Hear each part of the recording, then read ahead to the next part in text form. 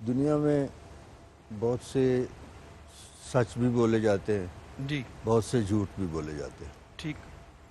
اگر تمام جتنے سچ ہیں ان کو اکٹھا کر لیا جائے اور تمام جتنے جھوٹ ہیں ان کو اکٹھا کر لیا جائے تو اور دیکھا جائے کہ سب سے بڑا سچ کون سا ہے اور سب سے بڑا جھوٹ کون سا ہے، تو سب سے بڑا جھوٹ تو یہ ہے کہ اگر انسان کسی چیز کے بارے میں کہے کہ یہ میری ہے، یہ سب سے بڑا جھوٹ ہے، اللہ کیونکہ اگر اس کی ہوتی تو وہ اس کو ساتھ لے کے جاتا۔ واہ، اللہ یہ سب سے بڑا جھوٹ ہے۔ کیا خوبصورت۔ اور جس طرح پہلے بھی میں نے ایک پروگرام میں عرض کیا تھا کہ انسان جو اس دنیا میں آیا ہے از بیابان عدم تاثر بازار وجود بتلاش کفن آمدہ اوریان چند، کچھ ننگے لوگ ہم آئے تھے تو دنیا سے صرف کفن لے کر واپس گئے ہیں، اور کوئی چیز کوئی وہ کہے کہ میری تھی وہ نہیں ہے، وہ سب یہاں چھوڑ کے چلا جائے گا۔ یہ تو سب سے بڑا جھوٹ اور سب سے بڑا سچ جو ہے جس پر کسی مذہب کو، کسی فرقے کو، کسی مسلک کو اختلاف نہ ہو، وہ ہے موت۔ ٹھیک۔ اس پر کسی کو اختلاف نہیں ہے، یہ ایسا سچ ہے۔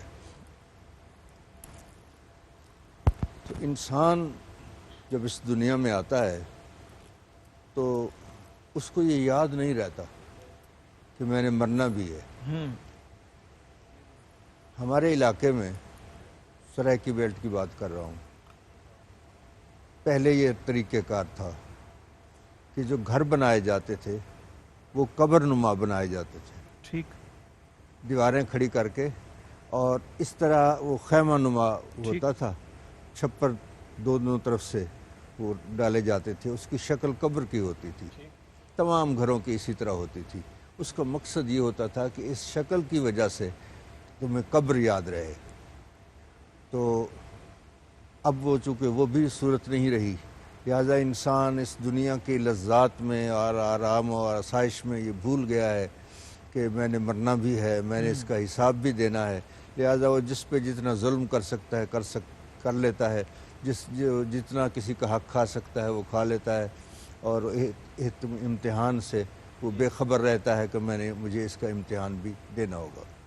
اب دیکھنا یہ ہے کہ اس کا ذکر جو اللہ تعالیٰ نے فرمایا قرآن مجید فرقان حمید میں، اس میں اس کی ترتیب بدل دی گئی۔ دیکھنے میں تو یہی آتا ہے کہ پہلے حیات ہوتی ہے پھر موت ہوتی ہے، لیکن قرآن پاک نے جب اس کو بیان فرمایا تو ارشاد فرمایا خلق الموت والحیات، واہ واہ، پہلے موت کا ذکر فرمایا پھر حیات کا ذکر فرمایا۔ تو اس کا ایک تو علماء نے یہ بیان فرمایا کہ موت سے مراد یہ ہے کہ جس کو پہلے کچھ نہیں تھا پھر اس کو حیات عطا کی ہے، لیکن صوفیاء نے فرمایا نہیں، اصل حیات وہی ہے جو اس موت کے بعد ہوتی ہے۔ اللہ اکبر۔ اور علامہ اقبال نے بھی اس پہ یہی کچھ بحث کی ہے، بڑے خوبصورت اشعار ہے۔ موت کو سمجھا ہے تو اختتام زندگی، یہ ہے شام زندگی صبح دوام صبح دوام زندگی۔ واہ واہ۔